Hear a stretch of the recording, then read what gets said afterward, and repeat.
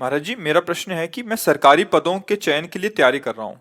काफी समय से तैयारी में लगा हूँ, लेकिन कभी कभी आत्मविश्वास की कमी और दिमाग में ये संशय आ जाता है कि जो मैं कर रहा हूँ वो सही चयन है या फिर इसमें बदलाव करना चाहिए। महाराज जी, इस परिस्थिति में हम मुझे तो क्या करना चाहिए? हम तो सिर्फ प्रिया प्रीतम भजन भगवत प्राप्ति।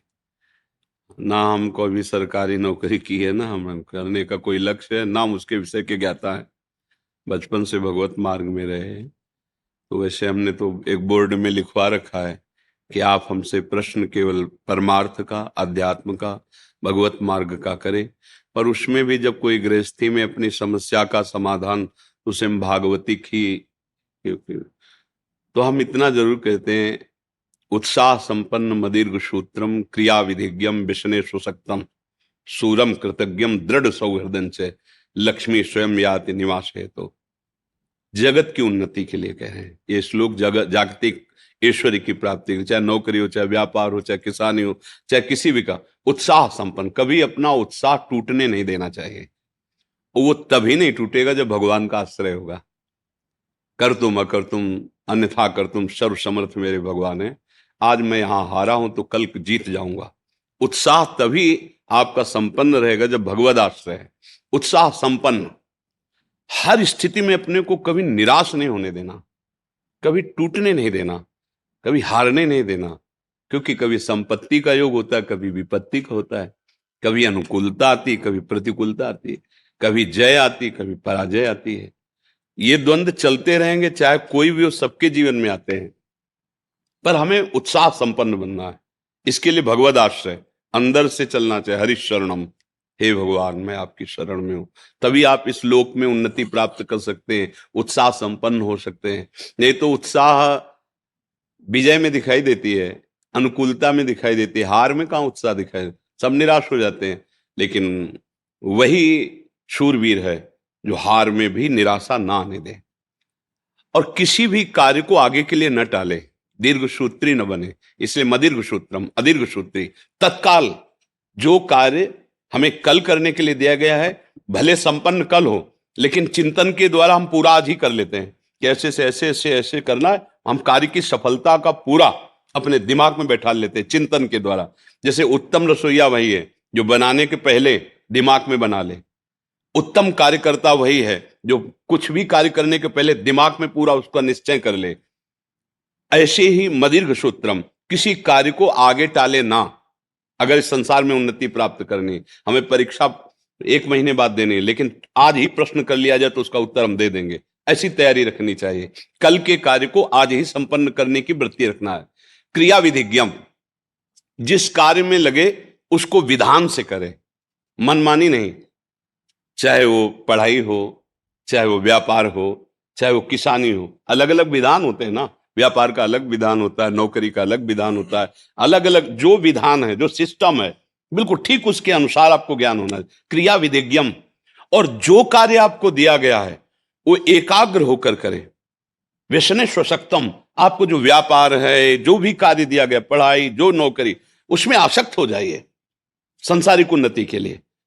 कि अगर हमें आर्मी में जाना है तो जो कल हमारी परीक्षा होगी उसको हम जानकारी करके पहले आज ही हम उसमें पुष्ट हो जाते हैं। अगर इतने किलोमीटर दौड़ना है तो 1 किलोमीटर और आगे की हम रफ्तार बढ़ा के रखते हैं। इतनी ऊंचाई तो इससे और ऊंचे, इतना अभ्यास। क्रिया विधिज्ञम व्यसने सुसक्तम शूरम, हृदय को सदैव बलवान रखे। हृदय में कभी दुर्बलता, नीचता हमारे हृदय को छू ना जाए। अगर हृदय बलवान रहेगा, आपका संकल्प दृढ़ रहेगा, आपका भाव दृढ़ रहेगा, तो पराजय भी आपकी विजय का हेतु बन जाएगी। शूरम और कृतज्ञम, अगर कोई आपका उपकार करता है तो कभी विश्वासघात न करे, उसका कृतज्ञ रहे। अगर एक बार भी उसने कोई हमें धर्म की शिक्षा दी, हमारे को बचाया, हमारे को वो सत्य मार्ग पर, तो हम सदैव कृतज्ञ रहें। हम ऐसा विश्वासघाती स्वभाव हमारा ना हो।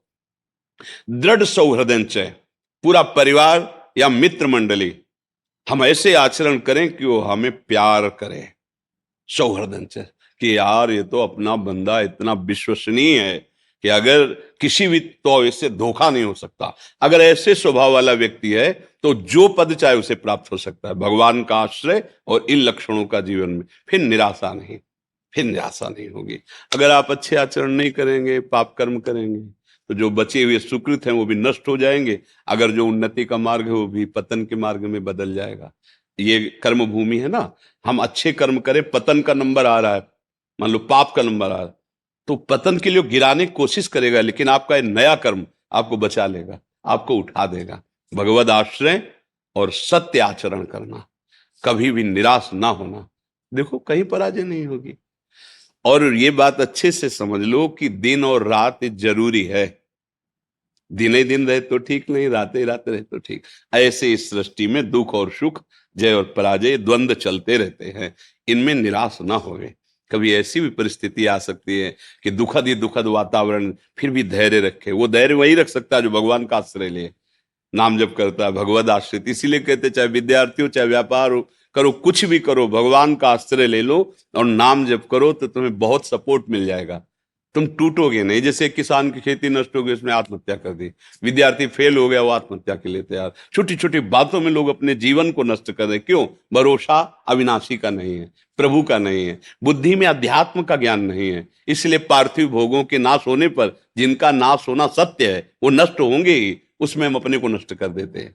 अरे आज फेल हो गए तो हम और पढ़ाई करेंगे, आज हमारा फसल नष्ट हो गई तो अगली बार और पैदा करें। अपने जीवन को नष्ट कर देना उसका कोई हल थोड़ी है। तो इसलिए अच्छे बनो, नाम जप करो, भगवद आश्रित रहो और इन बातों को समझो। हमारा उद्देश्य आप लोगों से बात करना, भगवान का चिंतन, भगवद वार्ता, सत्य मार्ग में चलना है। तो क्या है, हमें संसार का तो ये ज्ञान है नहीं, क्योंकि हम गए ही नहीं संसार मार्ग में। बचपन से इधर चले तो हम शास्त्र के अनुसार तो बोल सकते हैं। अब आप किसी ऐसे विषय संसारी, तो हम गए नहीं, हम उसको जानते ही नहीं, तो कैसे उस विषय पर बोले जी।